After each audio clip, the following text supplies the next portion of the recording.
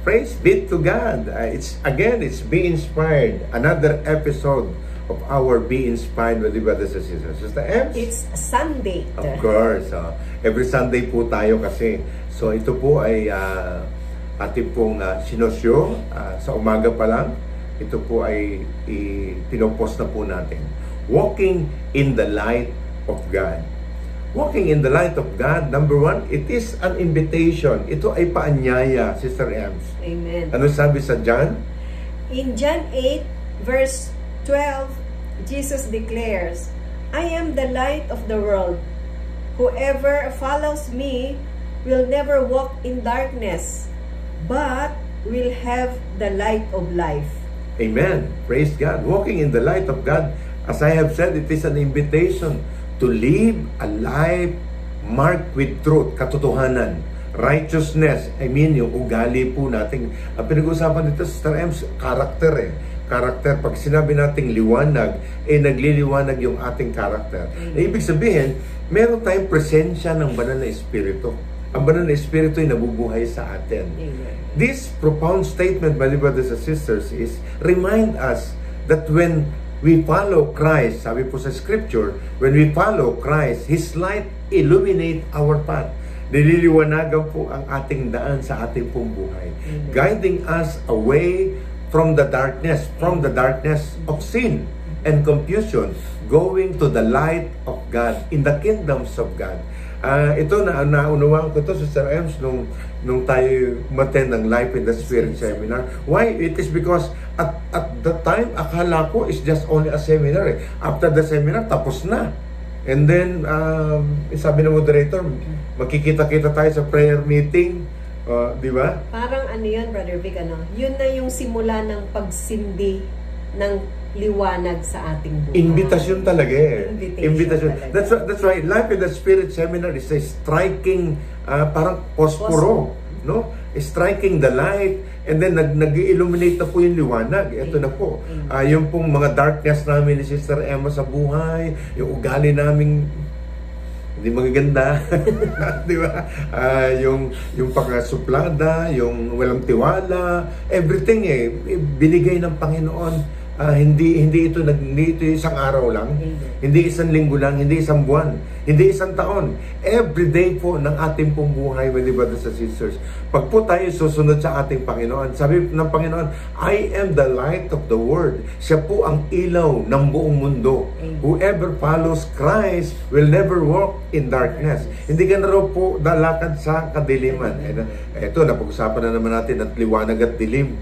Diba? Last episode natin, nabanggit ko yun Hindi kaya ng dilim nagapiin ang liwanag.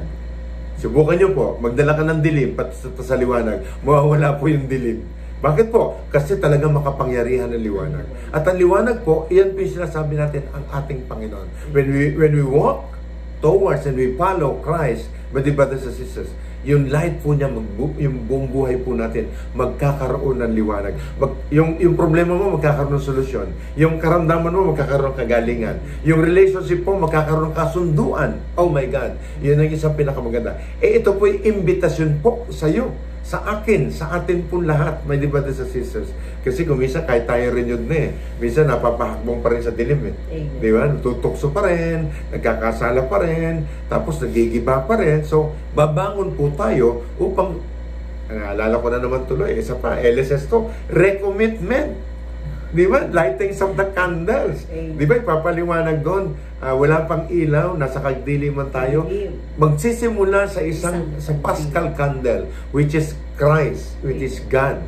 And then yung elder po ng community yun, sisindihan po yun. Ipapasa hanggang sa magapi po yung kadiliman. Madibadas sa sisters. So you are invited. Ako, ikaw, tayo po lahat, invited to the light of Christ, to the light of God. Number 2, it is also an aligning our lives sa buhay natin towards sa ating Panginoon, towards sa kanyang kagustuhan. Ano sabi sa scripture, Sister Ems?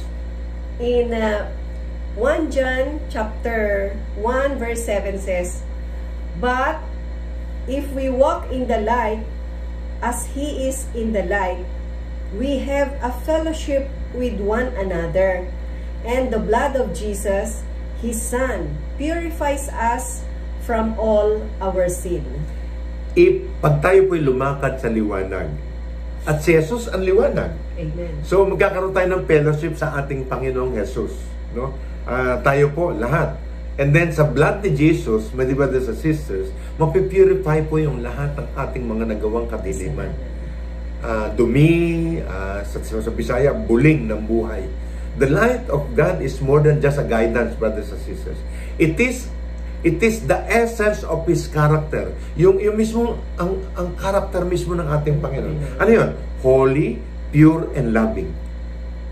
Ganun po mangyayari sa atin. Magiging holy, pure, and loving. Teka muna, Brother Vic, parang napaka-imposible naman yata yung sinasabi niyo ni Sister Emma na magkakaroon ako ng pureness ng buhay ko, holiness, and loving, if we will follow Christ. Amen. If we will walk in light, and Jesus is the light of the world, we will walk with Jesus. And of course, we will be having, mahahawa tayo sa ating Panginoon. Kasi kung sino raw po lagi mong kasama, nagiging kamukha mo . So, pagkalagi mong kasama ang salita ng Diyos, pagkalagi mong kasama si Jesus, magiging kamukha ka ni Jesus. Pure and holy. Pwede ba this is loving. To walk in His light means to align our lives, yung buhay po natin, with His will, yung kalooban po niya. Amen. Alam naman natin kung ano kalooban ng Panginoon . Pag gumawa ka ng masama, hindi po kalooban ng Panginoon yun. Di ba? Magsinungaling, magchismis, di ba? Manlibak, di ba? Naka-align ba sa Panginoon? Magnakaw, mga lunya. Hindi naka-align sa ating Panginoon yun. His truth will shape our thoughts, yung kaisipan po natin. Our action, yung kilos po natin. Ito na, natawa kasi ko sa Reme.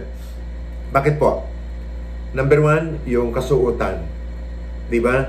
Ang ating aim is really, pati kasuotan mo, kaaya-aya sa Panginoon. Amen. Pag hindi kaaya-aya sa Panginoon, of course, maano ka iba yung kilos mo no? Aligning our lives with His will, kalooban ng Panginoon. Allowing His truth to shape our thoughts, action, and relationship. Ayan, masarap yun. Di ba, masarap na relationship. Kasi marami rin po kaming in-enhance, sinyape, ano ba yun? Anong tawag doon? Yung Plinansya. Hindi planansya, yung binaid, ano ba yun? Hinasa na ugali ng relationship. Relationship na magpasensyahan, relationship ng magpatawaran, no? Relationship na magbigayan, no? Yun yung ano ikaw na ba maghuhugas sa plato? Oo, ako na. Baka gusto mo pati magluto, ikaw na din. Sige, ako na po. Yun yung mga bagay na yung bang makikita mo, ako na lang mag-ano yan. Sige na, pahinga ka na muna. Oh my God. And that is something na hindi ko kayang gawin kung sa lumang buhay ko. Sorry, Sister Ems. Pasalamat tayo sa Panginoon. Bakit? Kasi nagagawa natin, it is because of the love of God. And God enhance. Yung sasabi ko, hinahasa yung mapupuro nating buhay. Ginagawang purified ng grace ng ating Panginoon. Hindi po ayun sinasabi ko na po, kung ako lang po, hindi ko kaya. But because of God, nakaya ko po. So, ibig sabihin, ang Panginoon naka-align sa will ng Diyos. Amen. It is also embracing God's call. Ito yung sinasabing, pag narinig mo, when you hear the voice of God, harden not your heart. Di ba? Yun po yung ibig sabihin nun . Pag narinig mo po ang panuwagan ng ating Panginoon, minsan po kasi, meron mo kasing Sister Ems, yung bang pag tinawag ng Panginoon, hesitant. Kasi, teka muna, Sister Ems, baka hindi ko kaya. Brother Vic, baka hindi ko kaya. Hindi ako nag-aaral ng ganyan . Baka Ako, ito po, sasabihin ko po sa inyo. Siguro, tinuruan ako ng Panginoon, binigyan ako ng biyaya ng Panginoon to say yes. And God will do the rest. Again, ulitin ko po, siguro na-review na po sa akin to, the word availability. Avail and ability. Sa akin po, avail lang. Ang ability galing sa Diyos. Paano ka mabibigyan ng abilidad ng Panginoon? Hindi ka ma-avail. Wala kang time. Di ba? Yun yung sinasabi. Embrace God's call, the call of God. Matthew 5, verse 14 to 16. Sister Ems. In Matthew 5, verse 14 to 16, reminds us, "You are the light of the world. A town built on a hill cannot be hidden. Neither do people light a lamp and put it under a bowl. Instead, they put it on its stand, and it gives light to everyone. In the same way, let your light shine before others, that they may see your good deeds, and glorify your Father in heaven." Parang, Sister Ems, parang mahirap. Kasi bakit? Especially sa mga leader na katulad ko, speaker na katulad ko, it is a great conviction of our lives to really follow and live the Word of God, to be the light of the world. Why? It is because hindi pwede, kapatid, na magaling ka magsalita sa mapakaraming tao. Pagdating sa asawa mo, balasubas ka. Sorry for my word. Balasubas ka. Masama ugali mo. Hindi pwedeng nagsasalita ka sa napakaraming tao, na-encourage mo sila, na-inspired mo sila, and then ang mga anak mo, hindi mo kayang evangelize. Mahirap po. Mahirap po. Kaya nga po, yung light of God, yung sinasabi, yung una natin kanina, yung follow the will. Follow the will. Siyempre, mauna muna yung sundin natin yung kalooban ng ating Panginoon. Pag nasusunod na po natin ang kalooban ng Panginoon, it will be naturally living the Word of God. Paano i-explain this? I mean, when we follow the will of God, it will be naturally mabubuhay yung salita ng Diyos because we are following the will of God. Amen. And that is the Word of God or itself. In following the Word of God. Yung sinasabing, especially in the Proverbs, ang dami doon, na huwag kang ganito, huwag kang ganyan, di ba? Yun yung isang bagay na nakikita po natin. Pag nasunod po natin ang kalooban ng Diyos, magiging ilaw ka sa iba. Magiging ilaw ako sa asawa ko. Magiging ilaw ka sa husband mo. Magiging ilaw ka sa anak mo, sa magulang mo, sa kapitbahay mo, sa mga kamag-anak mo. Even sa classmate mo, magiging ilaw ka. At magugulat po sila, nagniningning. Ano yan, di ba? Ang sarap ng Panginoon. Nagniningning ka. Bakit? Kasi you are the light of the world. Shine before others. Di ba, sa sisters? Hindi lang po, kasi pag ito po makikita, ikaw nagsimula sa'yo, mahahawa yung asawa mo o yung husband mo. Mahahawa ngayon yung anak mo. Mahahawa ngayon yung parents mo. Alam niyo po, so, ito po, totoo po to. Pati po yung aso at pusa po namin na ito, di ba? Sister Ems, di ba? Pagdating natin, babati yung pusa. Babati yung pusa. Siguro, kung itatranslate ko yan, parang sinasabi niya, good morning, good afternoon. Oh, very behave. Pag sinabi ko doon sa aso na, okay, you go down because you will eat. Oh my God. Sabi ko nga, ganun ba yun? Naalala ko tuloy si St. Francis, di ba? St. Francis, talagang napapaamo niya yung aso. Nakakausap niya yung aso, di ba, sa sisters?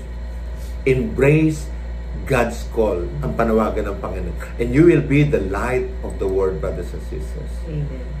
And yung isa pa po is, it is constant surrender to God's will.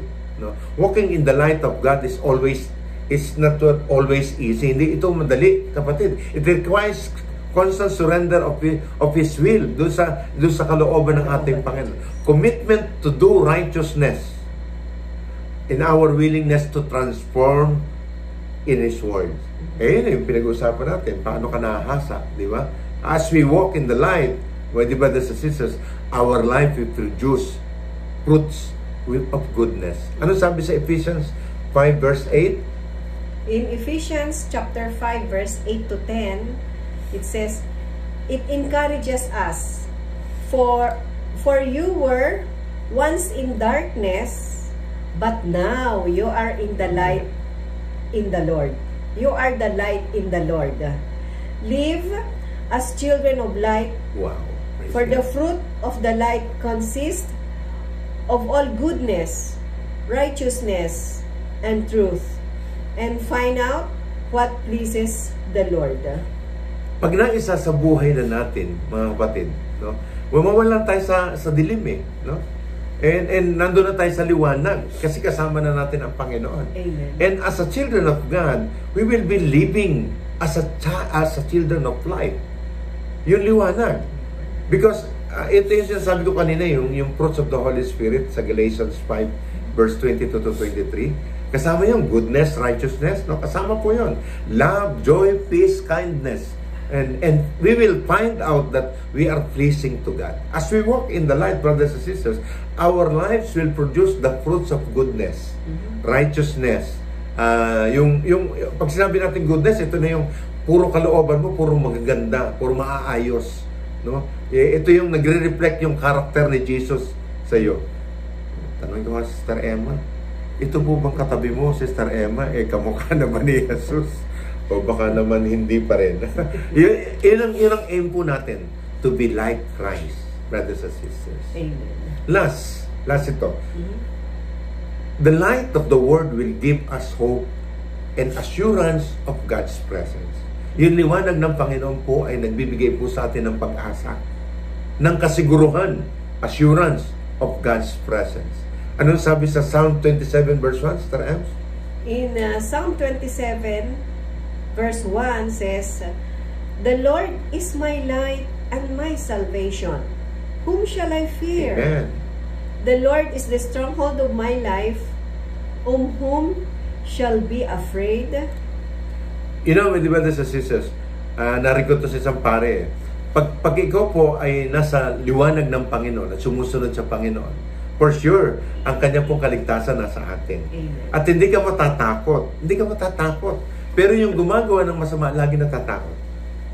Ito, compare po natin. Ako, sasabihin ko, nung lumang buhay ko, na marami akong ginagawang masama, takot ako. Takot ako mahuli. Ano? Takot kang ganito. Lahat. Kung meron ka rin kagalit, takot ka din eh. Totoo lang eh. Pag may inaway ka, takot ka din eh. Pag meron kang utang na hindi mo binabayaran, takot ka din, kapatid ko. Magtatago ka, di ba? So, yun yung sinasabi, no matter the challenges or any uncertainties we face, no, kinakaharap natin, God lights will dispel or fear yung takot and give us the courage to press on. Recently lang, ayan, naranasan namin Sister Emma, pero ang biyaya talaga ng Panginoon, ibang klase, mano. Sobra talaga, Sister Emma, yung alam mo yung naranasan natin, ibang klase, pagka pala talaga sumusunod ka sa liwanag ng Panginoon. No? Ang liwanag talaga, makikita mo talaga yung daan hindi ka madadapa. Amen. Kasi pag maliwanag talaga naman hindi ka madadapa. Pag madilim, di ba? Mangangapa ka. Mangangapa at madadapa ka. Kaya para hindi ka mangapa at hindi ka madapa, pumunta ka sa liwanag ng Panginoon. Yan po ang paanyaya sa atin ng ating Panginoon, brothers and sisters. Na tayo po ay lagi nasa liwanag ng ating Panginoon. Ano yung liwanag ng ating Panginoon? Yung salita niya. Yung goodness, truth, and righteousness. Yun yung ano natin ng ano. Yun yung karakter ni Jesus. Yun yung karakter ng ating Panginoon. Yun yung presence niya sa atin through the Holy Spirit, di ba, brothers and sisters? Na sa bawat pangyayari, sa bawat situation na nangyayari sa atin, pagkasama mo ang ilaw ng ating Panginoon, pagkasama mo ang Panginoon, magliliwanag ka, kapatid. Kanina ba yan o nung Miyerkules?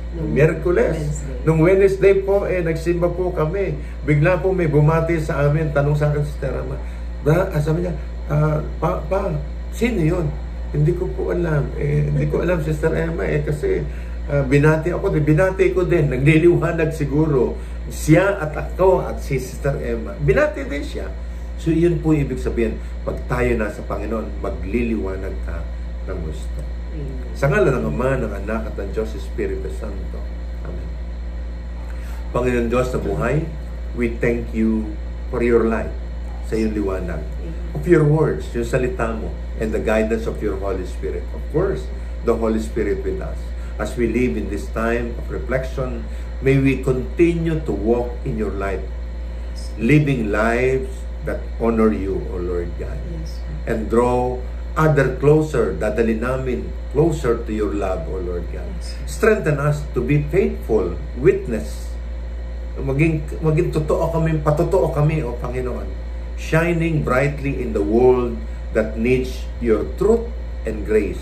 Keep us rooted in your words, Lord God, and empowered by your Spirit. We ask all this in the mighty name of His Son Jesus, the power of the Holy Spirit, one God, forever and ever. Amen. Lord, we lift up to you our brothers and sisters, yung po may mga karamdaman, Panginoon, pagalingin mo po sila, Panginoon. We ask this through Christ our Lord. Amen. Amen. The Father, the Son, the Holy Spirit. Amen.